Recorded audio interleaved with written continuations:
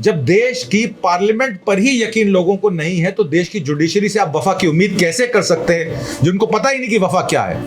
हमने साझा किसान मजदूर मोर्चा बनाया और सारे किसान और मजदूरों को इकट्ठा किया, पर जब चुनाव आते हैं, चाहे वो महाराष्ट्र का चुनाव हो, हरियाणा का चुनाव हो, उत्तर प्रदेश का चुनाव हो, सब जात धर्म में बढ़ जाते हैं। तो लोग ये भी कहते हैं कि फिर किसानों की समस्या का समाधान कैसे होगा, क्योंकि आप तो जात धर्म में बटे हुए हैं। आप जय श्री राम का नारा लगाते हैं। तो फिर बात ये आ जाती है कि फिर देश में लोकतंत्र की बात हम करते क्यों हैं। प्राइम मिनिस्टर मोदी की रिक्वायरमेंट नहीं है तो उन्होंने उन पर इल्जाम लगा दिया कि $21 मिलियन इनको इलेक्टोरल रिफॉर्म के लिए मिले या वोट डलवाने के लिए मिले। वो पैसा कहाँ गया, गृह मंत्रालय ने तो नहीं बताया वो पैसा कहाँ गया, फाइनेंस मिनिस्टर ने नहीं बताया वो पैसा कहाँ गया, कहाँ कहाँ इस्तेमाल हुआ। अब आरोप प्रत्यारोप किए जा रहे हैं। इतनी बड़ी बड़ी बातें जो हम आज कर रहे हैं, डेमोक्रेसी की, सोशलिज्म की, सर्वधर्म संभव की, वो सब बातें बेईमानी हो जाती हैं जो कि हो चुकी हैं।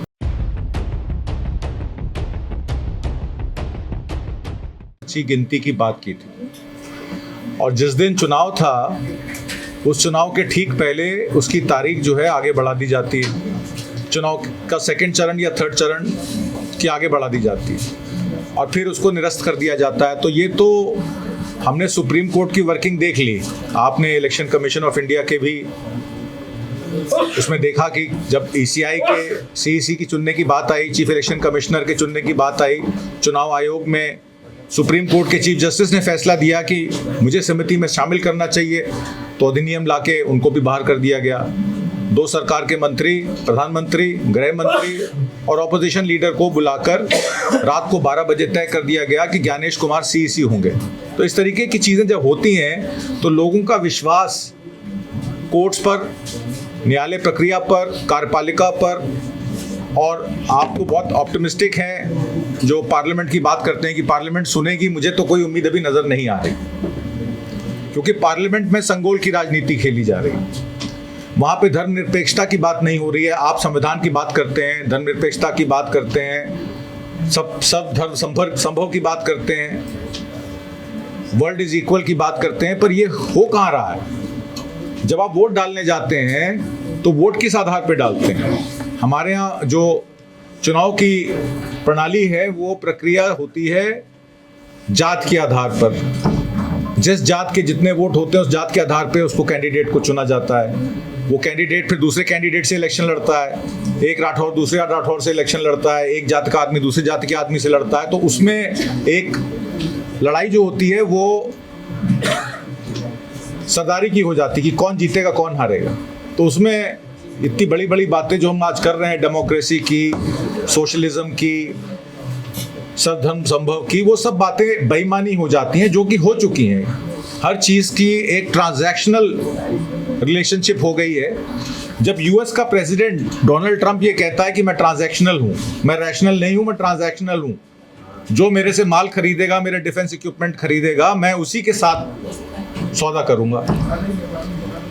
और जब उनको लगा कि उनको हमारे प्राइम मिनिस्टर मोदी की रिक्वायरमेंट नहीं है तो उन्होंने उन पर इल्ज़ाम लगा दिया कि $21 मिलियन इनको इलेक्टोरल रिफॉर्म के लिए मिले या वोट डलवाने के लिए मिले।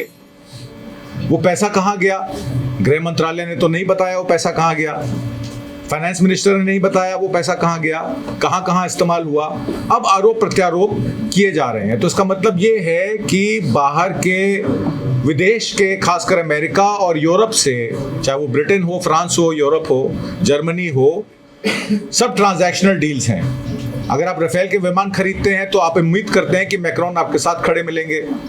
अगर आप अमेरिका में ट्रंप के इशारे पर अपनी कस्टम ड्यूटीज कम कर देते हैं, 5% कर देते हैं, तो ये तय हो जाता है कि आप वो सब कुछ करने को तैयार हैं, क्योंकि आप ही का एक आदमी वहाँ पर, वहाँ की कोर्ट्स में, डिस्ट्रिक्ट कोर्ट में उसकी इंडाइटमेंट हो चुकी है, उसके अरेस्ट वारंट इशू हो चुके हैं।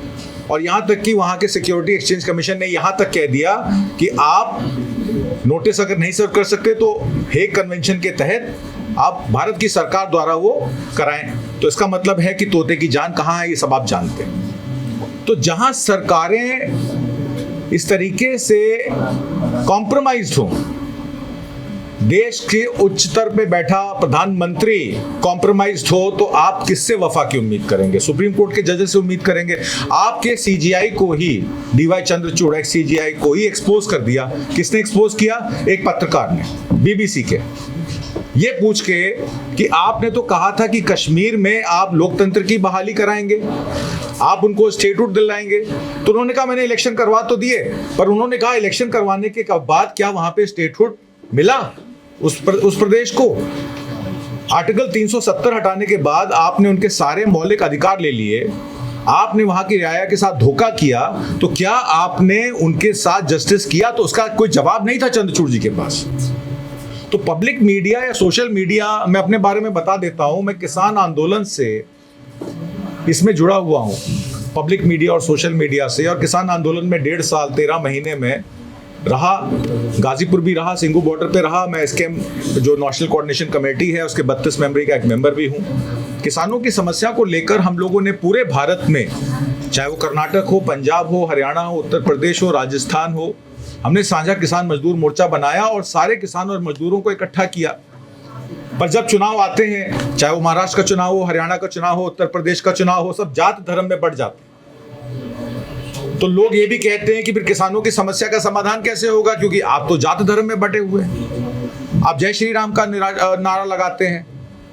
तो फिर बात ये आ जाती है कि फिर देश में लोकतंत्र की बात हम करते क्यों हैं? देश में तो हमारी राजनीति 50-50 लोकतंत्र की है। 50-50 का मतलब ये होता है कि 50% जिसको लोकतंत्र सूट कर रहा है वो लोकतंत्र को अडॉप्ट कर लेता है, जिसको 50% सूट नहीं कर रहा है वो उसको रिजेक्ट कर देता है।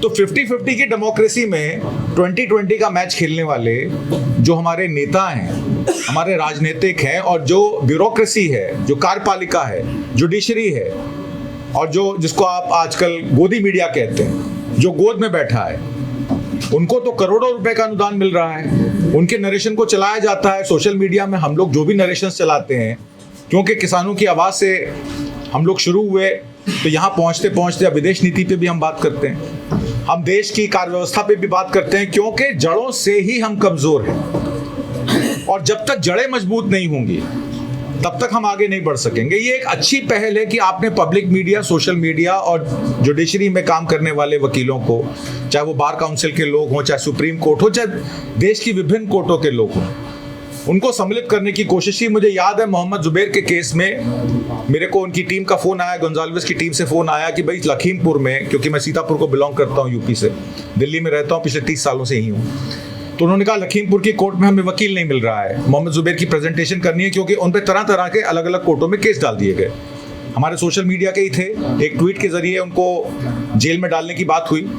तो लखीमपुर में फिर हमने, जो हमारे साथ हमारे किसान साथी थे, उनमें वकील भी थे, तो मैंने हरिंदर सिंह को फ़ोन किया, तुरंत 10 वकील खड़े होकर मोहम्मद जुबैर के उसमें खड़े हो गए, एडजमेंट ली, और बाद में वो मामला सुप्रीम कोर्ट ने सारे केसेस को क्लब कर दिया और वो मामला झूठा निकला।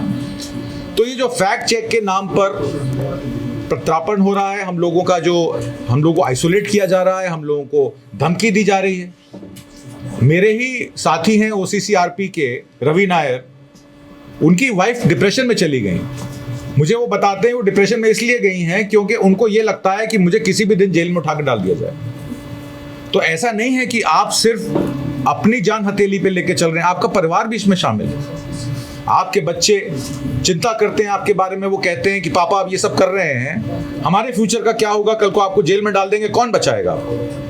और जिस तरीके से आपने दाभोलकर, कालबुर्गी, देखिए सोशल मीडिया, पब्लिक मीडिया को खाली एक यूट्यूब के उससे मत देखिए प्रिज्म से, इसमें आर्टिस्ट भी आते हैं, इसमें लेखक भी आते हैं, इसमें वो सब लोग आते हैं जिन पे आर्टिकल 19(2) यानी कि पहली अमेंडमेंट जो कॉन्स्टिट्यूशन की हुई थी, वो अभिव्यक्ति की आज़ादी को लेकर हुई थी, और अभिव्यक्ति की आज़ादी को आज से नहीं, सन 1950 से दबा दिया गया, और विभिन्न सरकारें उसका इस्तेमाल अपने गेन और अपने लॉस के लिए करती। तो बात ये आ जाती है कि हम बिलीव किस में करें। मौजूदा सरकार तो जो कर रही है वो कर रही है, हमारे सामने। तो क्या पहले की सरकारों ने सही किया जो किया? क्या उन्होंने जर्नलिस्ट को जेल में नहीं डाला?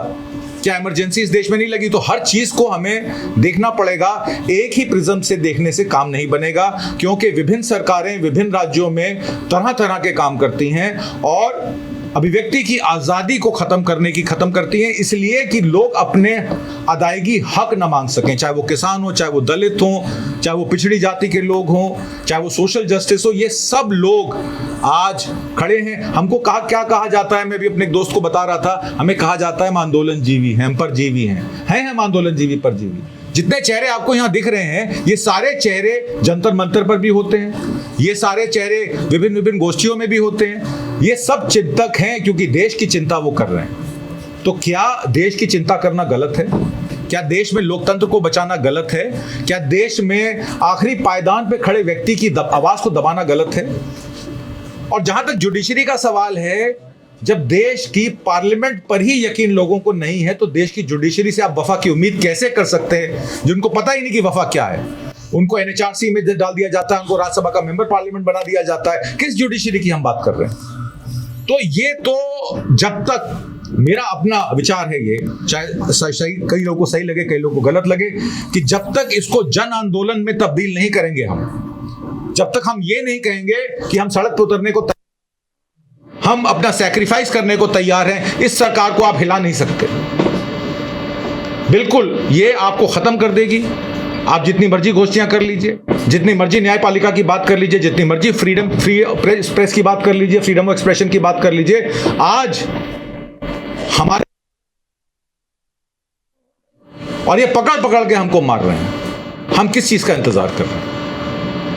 आज देश के किसान के साथ हर आदमी को खड़ा होना चाहिए। आज देश के मजलूम के साथ, देश के दलित सोशल जस्टिस समाज के साथ हर आदमी को खड़ा होना, हर आदमी जो इस आवाज को बुलंद कर रहा है उसको साथ लेके चलना चाहिए। मेरा इतना कहना है, अच्छी पहले बलराज मलिक जी ने की है, ठीक है।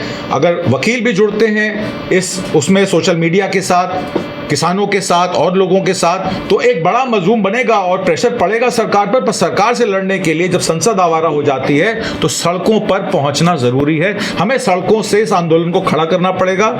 नमस्कार, जय हिंद।